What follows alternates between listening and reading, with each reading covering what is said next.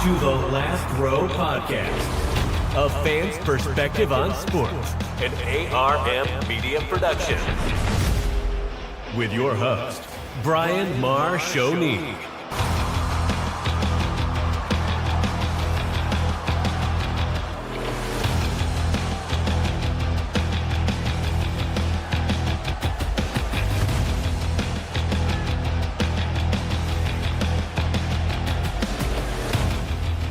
Welcome in, everybody, to the Last Row Podcast, a fan's perspective on sports. It's Brian here inside the ARM Media Solutions Studios on this Sunday night, August the 9th, 2026. Hope you're happy, hope you're healthy, hope you're well, wherever it is that you are getting your podcasts from, whether that is through Apple Podcasts or through Spotify. Thank you so much for listening, for subscribing, for taking the time out of your day or night to listen to the show.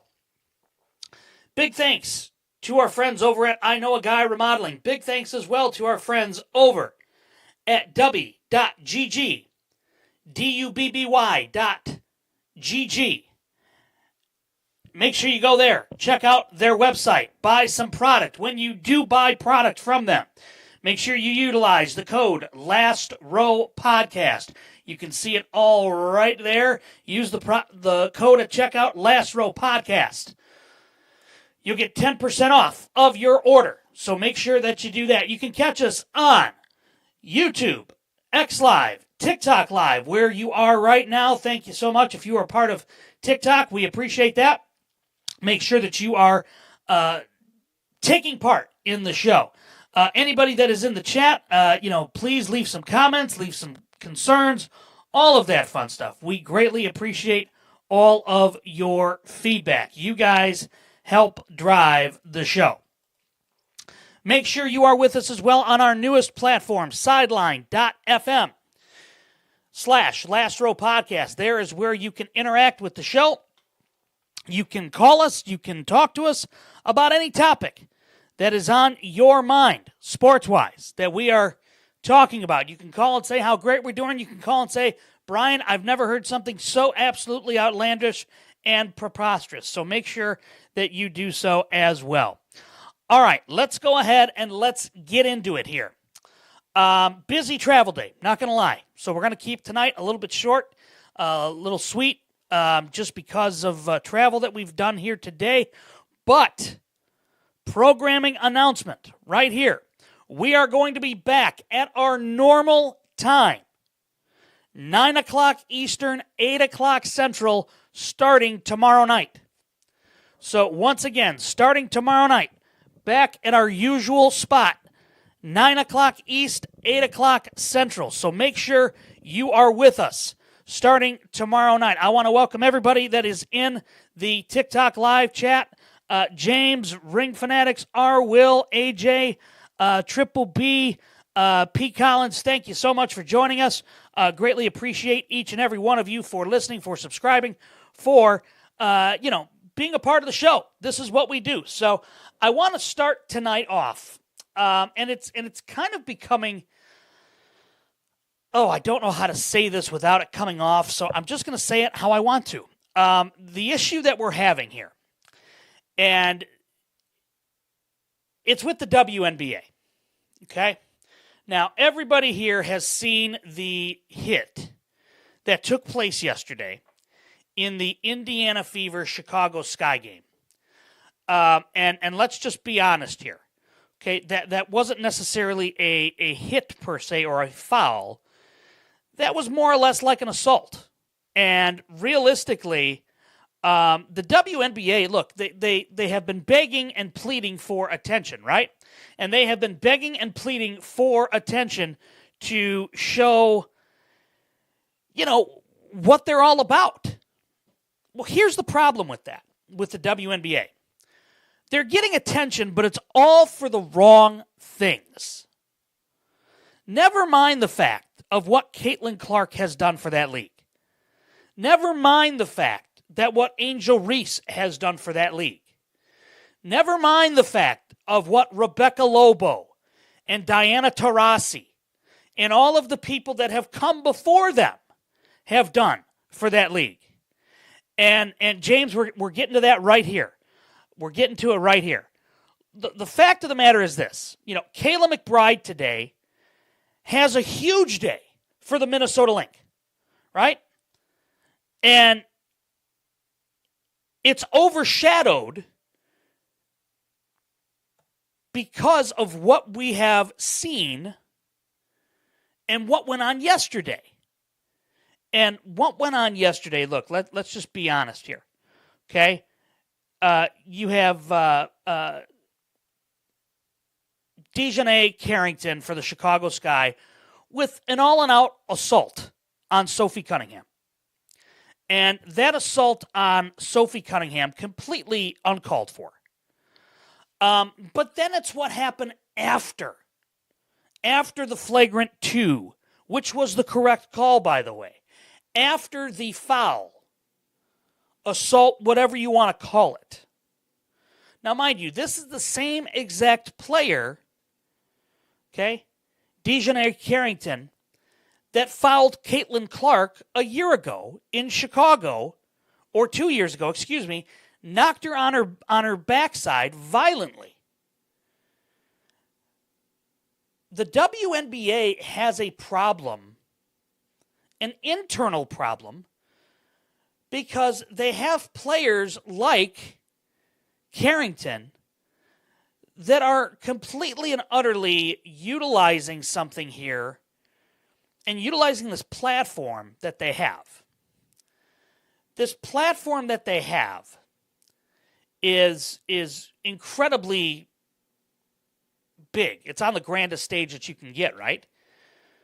The problem that there is that at this point in time, as James said it so eloquently in the chat, Caitlin Clark helps elevate the WNBA, and then they hunt her down. Sophie Cunningham is doing the exact same thing. She's helping to elevate the WNBA, all the meanwhile being on Caitlin Clark's team, being one of Caitlin Clark's best friends, being the enforcer that stepped up when nobody else would for Caitlin Clark. And so then you have Carrington yesterday for the Chicago Sky completely assault Sophie Cunningham. And then Carrington gets ejected from the game, goes back into the locker room, and tweets out, "White privilege." Now, I don't know about you. Okay, I don't know what your thoughts are on this, and quite honestly, political. I don't care what political thoughts you have. Okay, you're entitled to your own opinion, just like I am mine. Okay, that's the beauty of sports. The problem that I have with this is that Carrington took this away from the sporting side of this and made it racial. And I'm sorry. What she did was flat out assault. And whether the WNBA has the quote-unquote guts to do what's right about it, they have a massive PR problem on their hands. And this PR problem that they have with the WNBA is they absolutely want all of the eyes on the WNBA. The problem that they have is that they're getting all the eyes on the WNBA for the wrong reason. That reason should be for what Caitlin Clark and Angel Reese and, Sophie Cunningham and other great players in that league are doing. And they're not. They're getting it because of stupid ass tweets that read white privilege after one player assaults another. I'm sorry. That is completely and utterly the dumbest thing I have seen an athlete do, misguided or not, in a very, very, very long time. And look, it's getting attention, but it's falling on deaf ears. And the reason for that is because instead of tweeting out, I let my emotions get the best of me. I apologize to my teammates. I apologize to Sophie Cunningham and the Indiana Fever for my outrageous behavior. No, instead it says white privilege. I'm sorry to say here, Dejanay Carrington, but you're wrong. You are 150% in the wrong here. And if the WNBA doesn't have the nuts to do what's right and suspend her not only for the foul, for the assault on Sophie Cunningham, but if they don't have the intestinal fortitude to suspend her for using a platform to incorrectly call out white privilege because of the foul she egregiously committed. She knew exactly what she was doing. Let's not pretend here that Carrington just was trying to make a basketball play. Hell no, she wasn't doing that. You can't tell me any differently. Watching the replay 10 times, it is absolutely absurd that what Carrington did isn't getting investigated more. I mean, let's be honest here about this. This is absolute assault. It's not a basketball play. It is absolute assault. And for her to call out via X or whatever platform it was, white privilege, is so incredibly false and so incredibly deaf that it's sending the absolute wrong bleeping message. And whether you agree with what she says or not, I don't care. Whether you agree with how the WNBA has done this, I don't care. But the WNBA has a public relations problem. And that public relations problem is being caused by its own players incorrectly calling out things that are happening that they're doing wrong.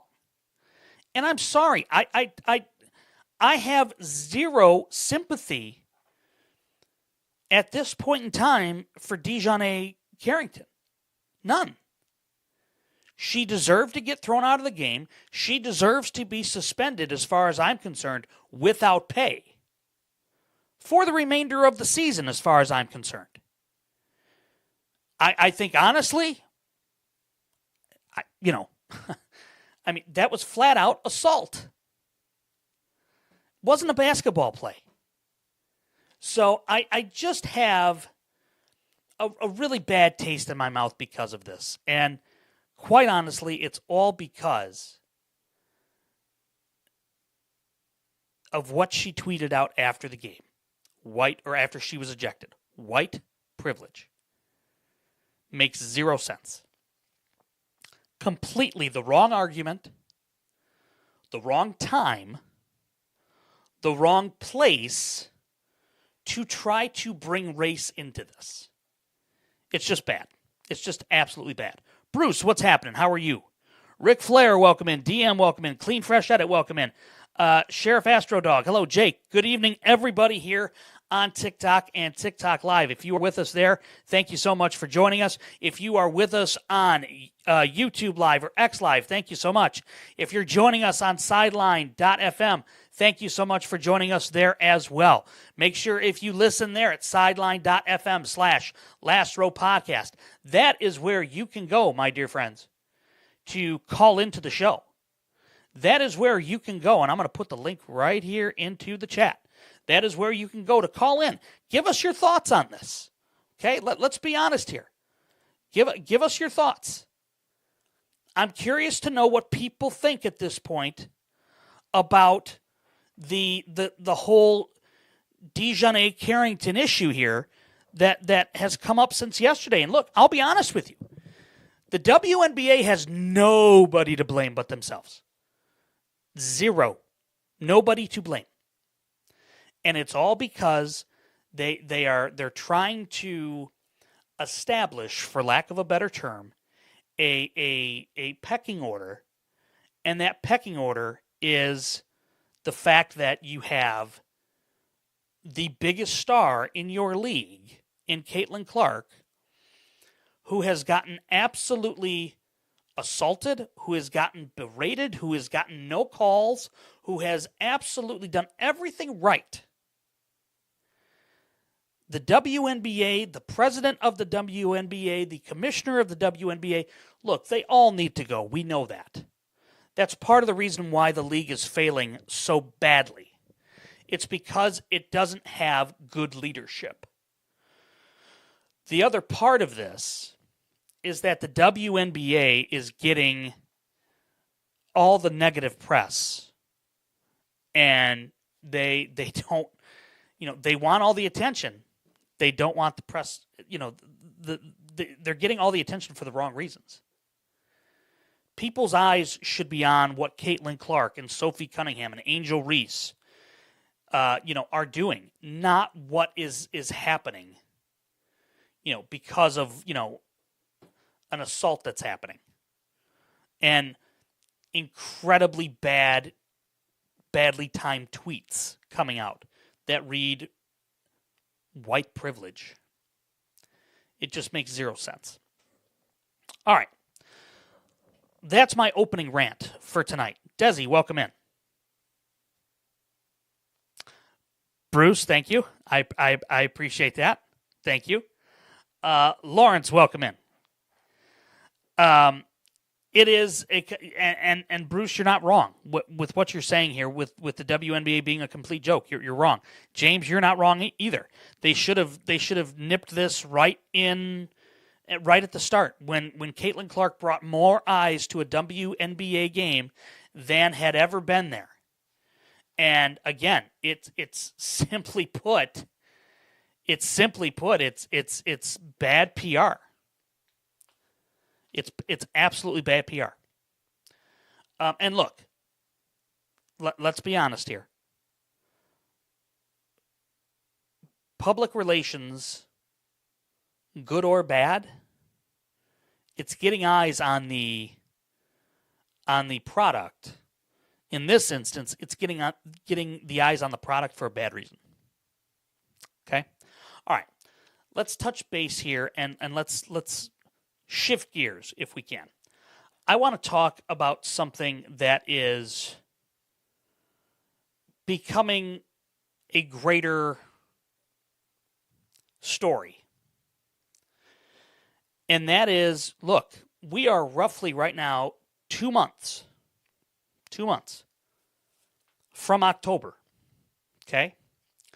That means that the baseball playoffs will be upon us, Major League Baseball.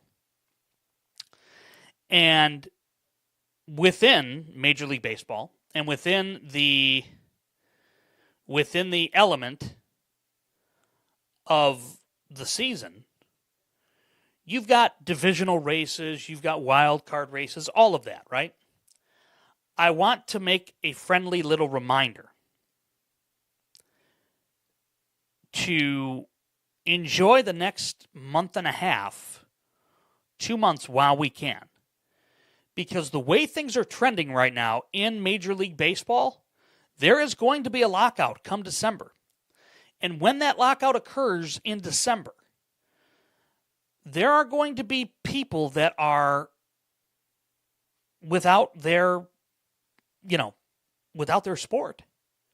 Now, granted, it's in their off season. However, there's talk among Major League Baseball officials that they may look at canceling the whole season because of how badly this lockout might go. And I've got to be honest with you. If that happens,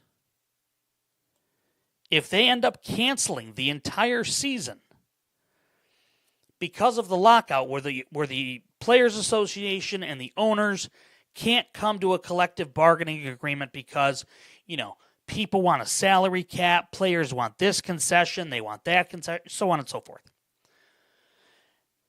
As a fan, my problem is this. Major League Baseball right now isn't doing anything to set itself apart as the premier sport to watch. The NFL has absolutely taken over, and we know this. The NFL has taken over as America's sport. Okay? The NFL, the National Football League, has taken over. And within that takeover, if you will, you have a 365-day, 365-day calendar of NFL action. Yes, there's a lull. There's a little bit of a lull in March-ish, right? And then in May. But then come June, you start talking about, training camp, and then July hits, and then you're in training camp, right? Well, in this instance here, now, James, I don't think that it's intentional to get fans to hate the Dodgers. Look, and I'm glad you said something like that, because that's something else I wanted to get to tonight. We'll get to it right now. People can hate on the Dodgers all they want. They have that right to do so. However, here's my problem. If you're hating on the Dodgers, if you're a major market team, if you're hating on the Dodgers, you also need to hate on the Cubs, the White Sox, the Mets, the Yankees, any of the major market teams, Boston, the Angels of Anaheim, okay? Because look, the Dodgers are doing something here that all of these other major market teams need to be doing, and they're choosing not to. That's the key word. They are choosing not to. What they are not doing, and what the Dodgers are doing. Well, let me flip that. What the Dodgers are doing, and what these other markets aren't doing. The Dodgers are taking all the money that they are getting from the revenue, and they are taking that money, and they are doing exactly what it's intended to be. They're putting that money back into the ball club. Whether that is through free agency, whether that is through trades, whether that is through the minor leagues, whatever it might be, that is what the Dodgers are doing. They're taking all of their revenue that they are wisely spending and generating from people like Shohei Ohtani. Okay, you have a cross-market incredible star where you have this incredible, wonderful player that is multi-generational, okay? And this generational player is bringing revenue from around the world. Mind you, whatever he is doing to help not only the Dodgers, but it's getting the brand awareness of Major League Baseball worldwide, the likes of which Major League Baseball hasn't seen since, let's say, 1998, when Sammy Sosa and Mark McGwire had the great steroid home run chase that brought all of the eyes back to Major League Baseball after a lockout in 94. And everybody's talking here in the chat, and I love what everybody's saying, okay? The amount of money these players are being paid is ridiculous, whatever people think, that's true. Okay, from Mike, James is saying they also get extra money from when they went bankrupt the last decade. That should have been voided when bought by Guggenheim. Dodgers have a great minor league system. Others don't. Monty, you're not wrong. The Dodgers have been able to trade major players, rebuild their farm system, and now have an opportunity to, pick up one of the greatest players or pitchers in this instance in Tarik Skubal. And with Tarik Skubal, they're able to now have one of the best pitchers in all of baseball because of what they were able to give up. Yes, it was mid-tier minor league players. But you know what? The Mets could have been involved. The Yankees could have been involved. The Cubs were involved. The White Sox could have been involved. But they chose not to. They opted not to be part of it. So everybody can bitch and moan about what the Dodgers did, but you know what? The Dodgers are doing exactly what the New York Yankees did in the mid to late 90s. They traded prospects that were highly graded in their system that people were talking about, so on and so forth. To get a pitcher that's a Cy Young Award winner to make that pitching rotation come playoff time incredibly scary without Shohei Ohtani. That's the other factor here. Ohtani is not even pitching right now. So you have all of these players. You have all of these fans complaining about this. The fact is, the Dodgers are doing what the Yankees did, what the Cubs should be doing, what the White Sox should be doing, what the Mets should be doing, what the Yankees used to do, and everybody's mad. The Dodgers are the new enemy in Major League Baseball, just like the Yankees were in the late 90s and early 2000s. They're the new evil empire. And you know what? People got mad at the Yankees for how they ran the business side of it. People are mad at the Dodgers because they're not understanding that it's the same methodology that was used in the mid-90s and early 2000s by the Yankees, running it as a business. The Dodgers are doing that now. Look, the Dodgers have their own TV network. They have their own revenue stream there. They've got their own revenue stream from their deals that they've made over in Japan, thanks to Shohei Ohtani, thanks to Yamamoto. Look, the Dodgers are running a baseball organization like a business.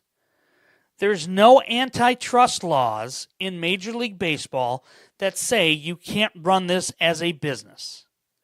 And quite honestly, more teams need to follow what the Dodgers are doing. And look, I'll be blunt and frank, okay? The Chicago Cubs are trying to do that, and they're failing miserably at it. Their television network that they thought was going to have so many different suitors and so many different, sponsors and platforms and all of that. It's failing. They're laying off people left and right. Their content, to be frank, sucks. I'm sorry, the Marquee Sports Network, yeah, the Cubs content is fine. The Bears post-game live content is fine. After that, it's awful. Mike says, gambling is destroying a belief, ability, and anesthesia in baseball. Mike, I'm not following that. Explain that, if you don't mind. Honesty, okay. So, yeah, and that's the other part. And we've talked about it. The Shohei Ohtani, gambling issues that have plagued Major League Baseball where, his agent set him up supposedly. Look, I'm sorry. Major League Baseball is going to turn a blind eye to that because of the fact it's their biggest cash cow. And I hate using that term. But Shohei Ohtani is their biggest cash cow. He is absolutely right. Ohtani is the biggest draw in Major League Baseball. And it's because of his complete, lack of a better term, domination. And his worldly domination at this game. And again, it to me, it's very simple. The Dodgers signed Ohtani, which was a smart move. He's bringing them millions upon millions upon millions of dollars in revenue. And the Dodgers are reinvesting that revenue back in the ball club.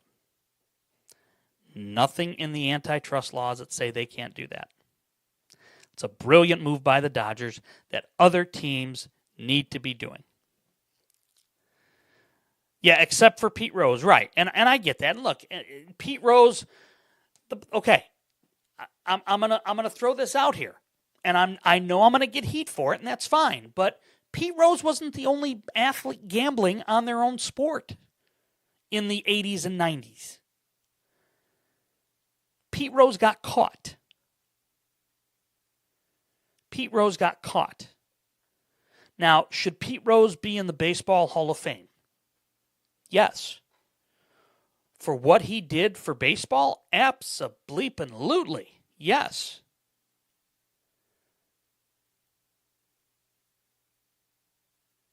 But the issue here is that he bet and he lied about it and he covered it up for 20 years, and then finally he came clean when the end was near. But you know what? It doesn't matter at this point in time because, quite honestly, everybody knows that Pete Rose is a Hall of Famer. Everybody knows it. That's a baseball fan.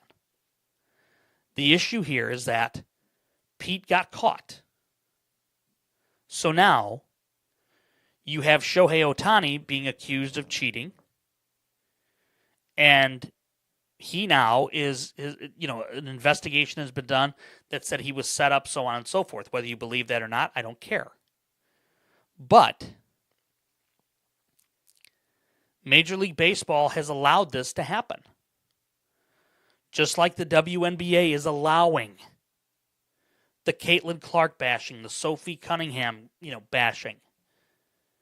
Okay, the incredible mismanagement of a league that was brought in to be the female equivalent of the NBA. Major League Baseball is allowing this to happen, and that's a problem. All right, we're going to take a quick timeout. We're going to hear from our good friends over at I Know a Guy Remodeling. When we come back, I'll be honest here, gang. This is longer than I anticipated going tonight already because you've been interactive in the chat. So thank you for that. Keep it up, please, because that is what this show is absolutely all about. That's what we want. Okay? That's what drives this show. When we come back, I want to talk about the Hall of Fame weekend and what that has symbolized in the NFL. I also want to talk about training camp because we're seeing more and more bigger named players getting hurt. And it begs the question, at least in the Chicago area, especially with the defensive side of the ball. Is the defensive coordinator responsible for these injuries? All of that and more coming up on America's fan-driven sports show, where it's real fans, real talk, and you are front row to it all, right here on the Last Row Podcast.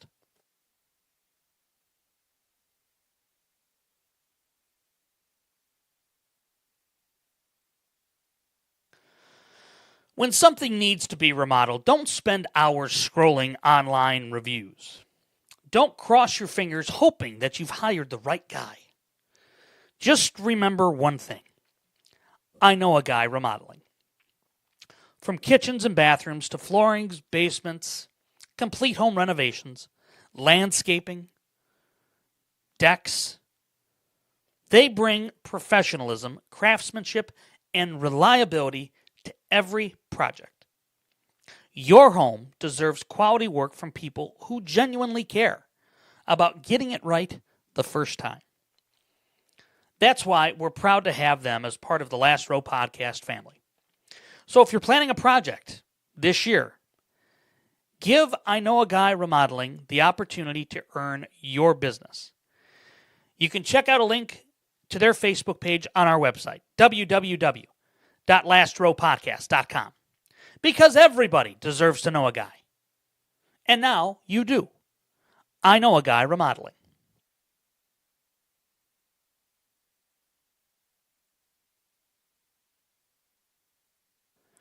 All right, welcome back to the Last Row Podcast, a fan's perspective on sports. Thank you so much for joining us tonight, whether that is on Apple Podcasts or Spotify. Wherever you are listening, thank you so much. If it's on YouTube Live, X Live, Facebook, which we are on Facebook now, for those that don't know. The Last Row Podcast is what you can find us under, The Last Row Podcast. So become our friend on Facebook, follow the show. As soon as we get to 100 followers there on Facebook, we will then be able to have Facebook live stream. So make sure you follow us there on Facebook. Okay, let's talk here about the NFL and Hall of Fame weekend. And, I always have enjoyed the Hall of Fame weekend. And I've always liked seeing the quote unquote old timers get their Hall of Fame jackets. I think it's really cool to listen to their speeches and just kind of see where their mind's at. And I got to tell you, Drew Brees really, Adam Vinatieri had one of the funnier speeches. I thought he was great yesterday. I thought Drew Brees was absolutely incredible. One of the stories that Drew Brees told was just absolutely brilliant, which was when he was with the San Diego Chargers, because, yes, before they were the LA Chargers, they were the San Diego Chargers. And, yes, before he was a New Orleans Saint, he was drafted by the San Diego Chargers. And he was coached by Marty Schottenheimer, who was one of the, mainstays in the AFC West. And Schottenheimer and his crew of coaches, including Cam Cameron, who was the offensive coordinator, and Marty's son, Brian Schottenheimer, current head coach in Dallas. At the time, he was the quarterback's coach for the Chargers. And Drew Brees went on to talk about how he was, doing his speech and how they were in film and they stopped the film session during one of their reviews, and Cam Cameron said, "Drew, why didn't you throw it to the open receiver right here?" And Drew Brees replied, "Well, I couldn't see him, or I didn't see him." And at that point in time, Brian Schottenheimer and Cam Cameron, the quarterback's coach and offensive coordinator respectively, looked at Drew Brees and said, "That is your job to see him." And that got Drew to flip his the switch in his mind, and I just thought it was a really good speech by Drew Brees. Just thought that was great. So the Hall of Fame game, and we talked about it a little bit. The Hall of Fame game, look, I thought it was a great game. I thought it was one of the more entertaining games that we've had for the Hall of Fame game. And quite honestly, I thought that overall, you had two starting quarterbacks in Hayes King for the Carolina Panthers, and you had Carson Beck of the Arizona Cardinals. Absolutely at least one of them looked like they could start for their respective team in Carson Beck. And I know it's the Hall of Fame game. And I know that it's, guys that are more than likely going to be on the practice squad and more than likely going to be in the UFL or XFL or whatever it's known as now. But Carson Beck looked like a starting quarterback. The way he commanded the huddle, the way he was able to check out of plays, the way that he was able to manipulate the defense with his eyes and with his arm and things like that. Yes, Hayes King got the glory at the end of it, but realistically here, Carson Beck looked the part, and Beck looked like the starter. Beck looked like the guy that had been around for a little bit longer. And I think that's honestly because Carson Beck was a 6-year starter in college and had 6 years under his belt.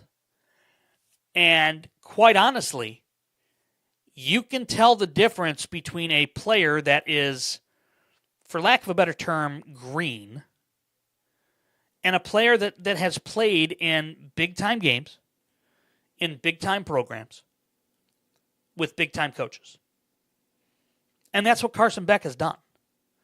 So whether or not he's going to be any good in their, in the grand scheme of things, now I will say this much, all reports today are saying that Jacoby Brissett is struggling with this offense. That's not a shock.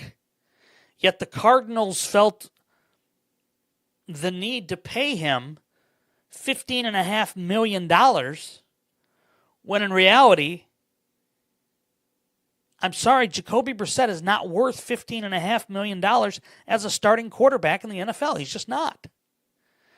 Jacoby Brissett realistically is a second level quarterback or a backup quarterback that really shouldn't be starting. Now, if, and this is a big if the Cardinals want to be relevant, it might be worth the Cardinals starting Carson Beck, seeing what they have with him. You know what you have with Jacoby Brissett. You have a career backup.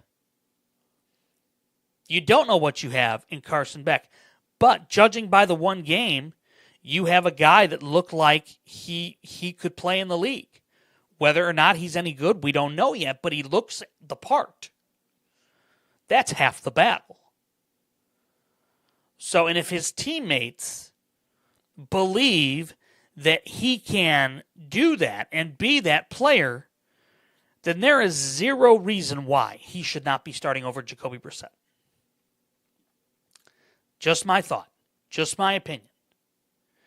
Now, I want to flip the switch here, and I want to talk a little bit about Dennis Allen and the Chicago Bears and the injuries that are happening on the Chicago Bears defense. And I want to bring up something that I think is relevant here, and that is Dennis Allen has a specific way of coaching. And with that specific way of coaching comes players playing on their toes more, things like that. Well, that's leading to soft tissue injuries for Chicago. And there are people that were down in New Orleans when he was down in New Orleans where major players were injured because of that. And Sports Illustrated brings this up. And Sports Illustrated brings this up in a not-so-positive light for Dennis Allen. And this comes from Gene Chamberlain from Friday. The Bears secondary experienced a season from hell in 2025 in regards to soft tissue injuries. And Thursday's third padded practice resulted in a handful of injuries stacked upon some injuries they'd already had for this. The end result is a training camp with rookie Dylan Thieneman playing out of position with Cam Lewis playing safety, and the Bears wondering if they'll ever see Kyler Gordon again. It's also causing some to wonder about coaching methods, and in this case, defensive coordinator Dennis Allen. Former WSCR host and Bears beat reporter Dan Bernstein on his 312 Sports podcast not only questions whether there is a link between Allen and his coaching methods and the Bears' defensive soft tissue injuries in the secondary, but ties this to what the Saints went through when Allen was their head coach, even before he was the head coach as well. The biggest indictment of Allen's methods was a quote Bernstein read from Saints GM Mickey Loomis about when they fired Dennis Allen in 2024. It was widely reported as it came from a press conference. Dennis Allen, quote, I think, is a fantastic football coach, but it gets right back to what stares at you right in the face, that we've had an abnormal amount of injuries and we haven't been able to overcome that, Loomis reportedly said. And so that puts pressure and stress on the organization and ultimately what was caused for the change. Bernstein then cites reporting by Nick Underhill of NewOrleansFootball.com in which numerous statistics about missing players due to soft tissue injuries are given, but one statistic that stands out is how they had their starting defense available for only 10 of the 51 games that Dennis Allen was their head coach. And this is a tweet here from Tom Pelissero of NFL Network back on November 4th of 2024 when Allen was fired. Mickey Loomis, the general manager. DA is an excellent football coach. This season we had an avalanche of injuries. It took its toll. DA has never offered excuses. He fought each day for this organization and this team, and that's what makes today so difficult. The obvious major error in the statement aside, Allen was only the head coach for 43 games, not 51. The trend cited is alarming, and it was reported on numerous times by Underhill during Allen's time as coach. Bernstein then cited another number stating that the Saints in 2023 were the seventh healthiest team, but still had abnormally high numbers of games lost by their defensive backs. They had 14 players show up with soft tissue injuries in 2023 or 2024. The claim being made is that the Saints instantly became much healthier once the Saints fired Allen. Dan Bernstein knows football, ladies and gents. I don't care what your thought process is or what you think of Dan Bernstein for what he did at WSCR. Look, the guy was a mainstay there for 30-plus years. He had a troll come at him on Twitter. Bernstein lost his mental health and went after the guy personally and went after and, threatened his kids. And look, a moment Dan Bernstein has apologized for. But Dan Bernstein is a reporter's reporter at heart. And Bernstein knows what he's talking about. So the fact now that there has been there's been a number of injuries here in the Bears secondary. And look, let's be honest here. The defense struggled last year because of injuries. Well, now, once again, they are littered with injuries here in training camp. I'm sorry to say this, but look, this appears to be a legitimate concern. Dennis Allen apparently has a history of whether it's technique, whether it's coaching methodology, whatever it might be. There's a trend here with Dennis Allen where players that play for him get hurt. And look, let's be honest here. The Bears secondary is super thin right now because of this. So much so that they've had to go out and sign free agents in training camp because they have so many injuries. So I don't know necessarily if there's a direct correlation, but it's pretty damn coincidental. So I'm just not sure what the issue is here with Dennis Allen, but I know this much. He better be coaching for his job, like his job is in jeopardy. Because if he's not, and the Bears defense struggles out of the gate, and specifically the secondary and the pass rush, there is absolutely going to be plenty of heat on Dennis Allen. So much so that if Dennis Allen gets launched early in the year, and let's just say, for example, Dan Quinn or Aaron Glenn get launched as well, there could absolutely be a scenario where the Bears bring in one of those two guys to be a defensive consultant while Al Harris takes over the defensive coordinator job. I'm not saying, I'm just saying, watch for that. Watch for that early in this season for Chicago. Now, look, there have been a number of injuries that have happened over the year and during spring training already. Training camp, preseason. It will be very interesting to see how that trend continues and what the NFL might do to curb these issues.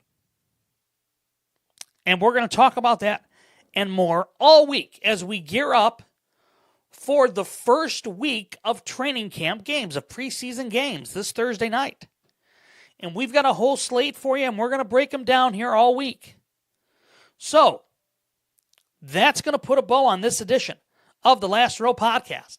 I want to thank you so much for listening, for being part of the show, whether that is on Apple Podcasts, on Spotify, whether you're on YouTube Live or X Live or TikTok Live. Thank you so much for being part of the show. We will be back with you tomorrow evening as we continue to watch the races in Major League Baseball, as we continue to watch training camp. And, of course, breaking news changes everything. And so until next time, I'll see you on America's fan-driven sports show, where it's real fans, real talk, and you are front row to it all, right here on the Last Row Podcast.